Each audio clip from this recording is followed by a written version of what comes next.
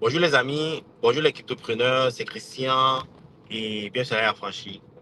Um, J'espère que vous tenez bien les gars parce que au vu de ce qui se passe sur les marchés, au vu des informations qu'on collecte au niveau de l'économie, de l'économie mondiale, au vu des crises géostratégiques, je pense que nous sommes en quelque sorte dans la merde.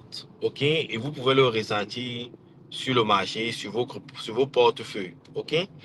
Je sais aussi que il y a certains de vous qui avaient commencé à investir dans les cryptos actifs parce que vous m'avez suivi, parce que vous avez découvert ma chaîne, parce que je vous ai en quelque sorte motivé avec le bourron Rastafari, Uranus et autres. Et par ailleurs, je pense que nous irons sur Uranus. Ça, moi, j'ai pas de doute. Nous irons sur Uranus. Mais la question qui se pose, c'est quoi? C'est laquelle? C'est que il y a plusieurs personnes qui m'écrivent, qui me demandent, Christian, est-ce que le bourron est fini? Est-ce que nous sommes dans le bear market? Christian, j'ai investi, j'étais dans le profit. Maintenant, 50% de mes actifs sont break-even, certains n'ont plus de valeur. OK, je comprends. La question que vous devez vous poser, je vous ai toujours dit ici, et avec insistance, que quand vous investissez, quels que soient les actifs dans lesquels vous investissez, si vous investissez dans un actif qui fait 2x, 3x, quel est le premier réflexe que vous devez faire? Prenez votre investissement initial. Toujours. Ça, c'est la règle number one. Prenez l'investissement initial. Surtout dans les actifs à haut risque, comme les crypto-monnaies. OK? Il faut prendre vos investissements initiaux, votre capital initial. Pourquoi? Parce que ça vous permet de pouvoir réagir au cas où il y a une autre opportunité sur le marché, comme maintenant. Là, vous avez du capital pour réinvestir. Et je vous avais aussi dit d'avoir la culture, de cultiver ces réflexes de prendre les profits. Il faut prendre les profits. Quand vous voyez les profits, il faut les prendre, les gars. Parce que si vous investissez sur quelque chose qui doit aller à 1 million de dollars, si vous prenez les profits, ça, ça ne vous empêchera pas d'aller à 1 million de dollars. Et la chose que je vous ai dit, on ne construit pas la richesse en un bourron. OK? C'est en deux, trois bourrons. Les gens comme Sisi sont ici depuis le début. OK? Ils ne sont pas levés un matin, devenus multimillionnaires. C'est à travers les bourrons que Binance, le BNB, c'est à travers les bourrons que le BNB. Le BNB a commencé à 6, 1 dollar, 6 dollars à son initiation en 2014-2015. Et le bourron a commencé, le BNB a atteint 70 dollars en 2020, après 6 ans. Donc, il faut comprendre que c'est à travers les bourrons qu'on construit de la richesse. Ce n'est pas le pari, ce n'est pas le gamble. Si vous voulez parier, allez jouer au pari sportif, au gambling. OK? Ce n'est pas le cas ici. Donc, il y a certains aventuriers qui viennent se dire que je vais investir dans les mêmes coins, les shitcoins. Et en passant les mêmes coins, shitcoins, vous en êtes où aujourd'hui? Vous en êtes où? Je ne suis pas là pour vous critiquer. Je veux juste que vous compreniez que euh, la préservation du capital est extrêmement importante. Là, maintenant, il y a les opportunités pour investir. Il y a des actifs qui ont perdu 60, des bons actifs. Ethereum est à 2000, je crois, 2000, quelqu'un qui te le met à la maison, c'était à 2000 quelque chose. Voilà un actif qui offre une opportunité d'ancrer, mais vous ne pouvez pas ancrer. Pourquoi? Parce que vous n'avez pas de capital ou parce que vous êtes dans un instant, vous êtes dans un état de peur, parce que vous dites que est-ce que nous sommes dans le bien market? Est-ce qu'on aura encore le bourron? Oh, je vous dis qu'il y aura le bourron. Ça, je n'ai même pas de doute. Je vous explique pourquoi il y aura le bourron. Il faut être discipliné, les gars. Je ne... Parce que quand certaines personnes m'écrivent et à travers leur dit, je comprends qu'ils n'écoutent pas. Ils n'écoutent pas ce qu'on leur dit. Et je ne vous demande pas de m'écouter, loin s'en faut, parce que je ne suis pas ici pour vous conseiller. Mais néanmoins, j'espère que, d'après ce que j'ai dit, vous pouvez prendre au moins des basics d'un bon investisseur. OK? Et néanmoins, pourquoi je pense qu'il y aura, on aura le bon. Ce qui se passe en ce moment, c'est quoi? Avec la guerre des tarifs, là, OK, ça va créer une situation inflationniste dans tous les pays, que ce soit en Chine, aux États-Unis, au Canada. Ça va se ressentir parce que le tarif, en quelque sorte, est une taxation. OK, ça fait une augmentation des prix. OK, avec des produits comme l'acier, l'aluminium et autres qu'on retrouve sur tout. OK, au niveau de l'immobilier, au niveau des véhicules, ça se retrouve sur tous les gars. On parle des milliards de dollars, OK, de transactions au niveau de l'acier. Et maintenant, ajouter 25% sur ça. Les voitures vont coûter cher, les maisons vont coûter cher. Tout ce qui est fait avec de ce matériel-là coûteront cher. Et la majorité des choses que nous utilisons au niveau des cuisines et autres utilisent ce matériel-là. La première des choses qui va se passer, c'est qu'il y a plusieurs il y a plusieurs marchandises, plusieurs produits qui vont se vendre cher. C'est la deuxième des choses. La deuxième des choses, c'est qu'il y a plusieurs entreprises qui ne pourront plus exporter parce que leurs produits coûtent cher. Par exemple, ceux qui exportaient certains produits en acier, par exemple aux États-Unis, qui sont maintenant obligés de payer 25% de plus, ne pourront plus les vendre facilement parce que ça devient cher. Et qu'est-ce qui va se passer? Ce qui va se passer, c'est qu'il faudrait en quelque sorte qu'ils réduisent l'effectif de leur boulot. Donc, ça veut dire que le taux de chômage va commencer à augmenter dans ces pays-là. C'est la première des choses. Le taux de chômage va commencer à augmenter. OK? Il y aura des pertes d'emploi et euh, ça va créer en quelque sorte une contraction économique. Ça peut pousser certains États à la récession. Qu'est-ce qui se passe quand nous sommes en récession? Pour sortir de la récession, ça veut dire que les PIB de certains pays vont commencer à être négatifs. OK? Et pour sortir de ces récessions-là, il faut que les États ou les gouvernements créent un stimulus. Et ce stimulus-là, rappelez-vous ce qui s'est passé en 2000. OK? Rappelez-vous ce qui se passe avec la période de Covid.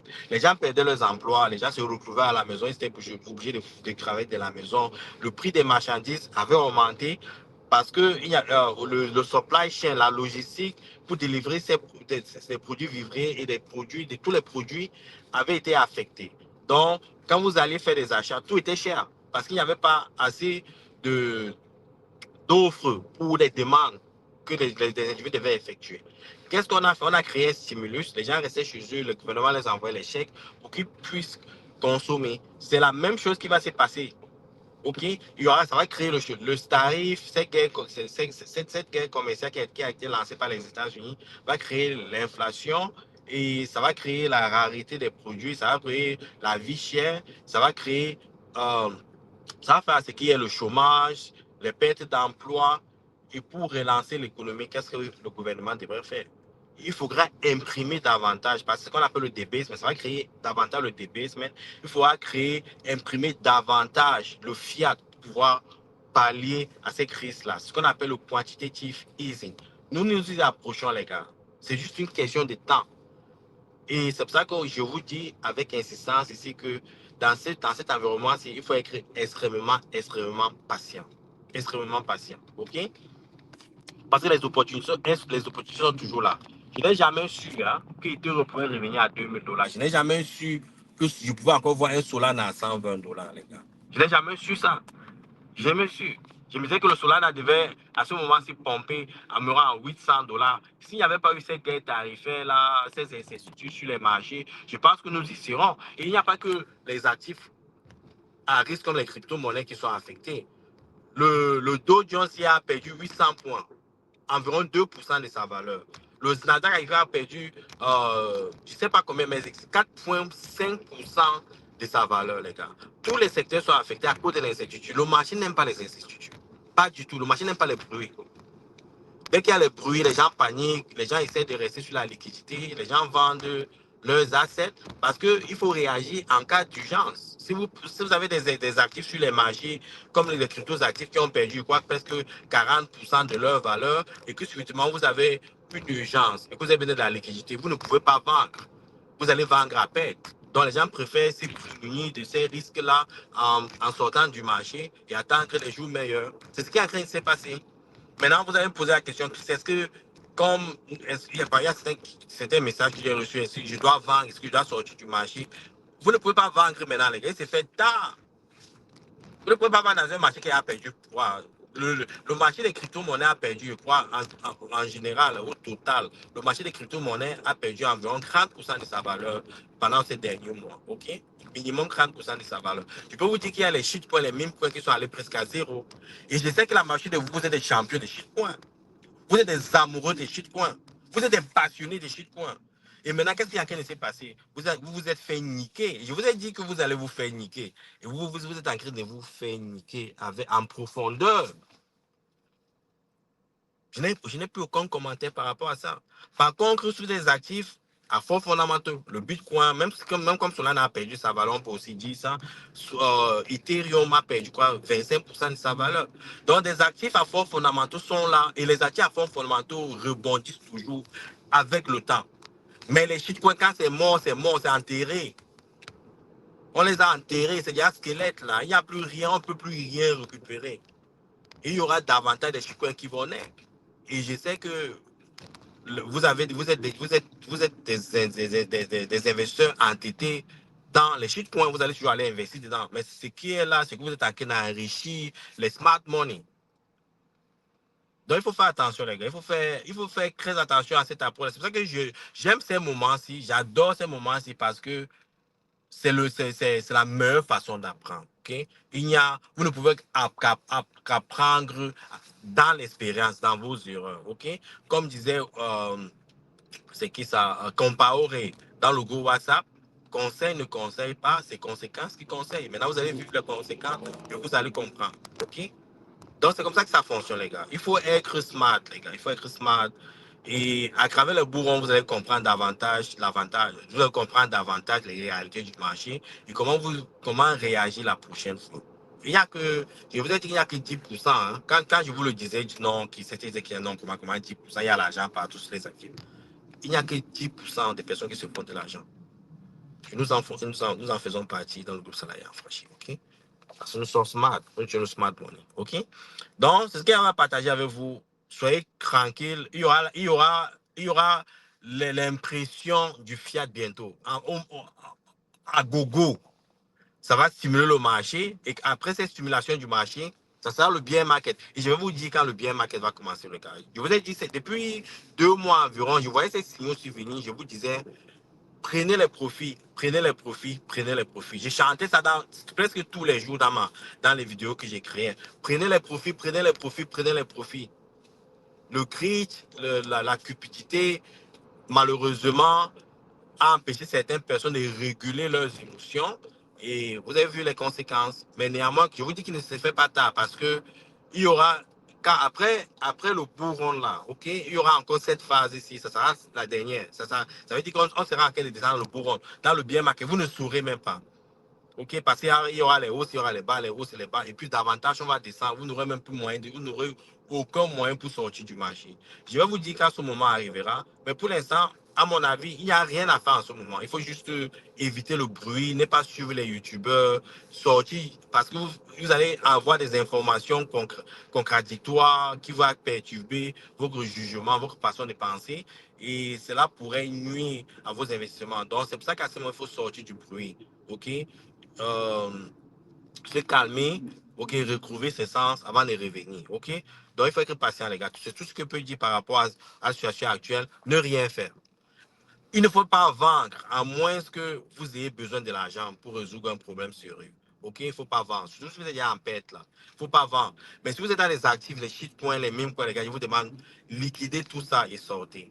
OK? Liquidez tout ça et sortez. Et je veux vous dire une chose pour finir. Il y a des personnes qui ont investi sur l'IEB Lima et j'avais dit la même chose. Quand l'IEB Lima, ils avaient encore la possibilité de vendre leur jeton Limo et sortir à perte. J'avais dit aux gens, sortez là maintenant. Il y a quelques personnes qui sont même dans le groupe WhatsApp, qui étaient à l'IMLMA, qui m'ont écouté et qui sont sortis à perte malgré eux. OK? Et après, Amy Parfait s'y m'était sorti, là, dit non, c'est juste des problèmes liés à l'infrastructure, que non, tout est possible, ils vont régler. Et certaines personnes m'attaquaient même que tu nous as dit de sortir, nous sommes sortis. Et maintenant, ça n'a pas fait 6, 7 mois. L'ILM était mort totalement. Ces personnes m'ont remercié. Donc, je vous dis, sur les shitcoins, les meme coins, ces crus-là n'ont aucune valeur. Je vous ai démontré comment en 15 minutes, vous pouvez créer un meme un shitcoin. Si des individus, des jeunes peuvent rester dans leur chambre, ils créent des shitcoins et vous venez acheter, ça n'a aucune valeur. Donc, posez-vous la question, vous donnez votre argent à qui? Vous espérez vraiment vous faire de l'argent dans ces conneries-là? Alors qu'il y a des actifs qui sont là pour résoudre des problèmes, comme le Bitcoin au niveau des transactions transfrontalières. Vous pouvez maintenant envoyer de la Chine au Japon, du Japon à l'Afrique. Tout ça, ça facilite à moindre coût. Les coûts des transactions sont réduits. Ça, c'est ce qu'on appelle une utilité. Vous pouvez bâtir des trucs sur Ethereum décentralisé. Ça, c'est une utilité. Mais le chiffre sert à quoi? Juste pour le bruit. Donc, faites attention, les gars. Faites attention. Préservez vos capitaux. Je ne dis pas qu'il y a des chiffres qui ne vont pas, qui ne survivront pas, loin s'en faut. Mais regardez la probabilité des chances. C'est ça qu'il faut, c'est sur ça qu'il faut se baser, ok? En tout cas, bonne journée à vous. Ciao.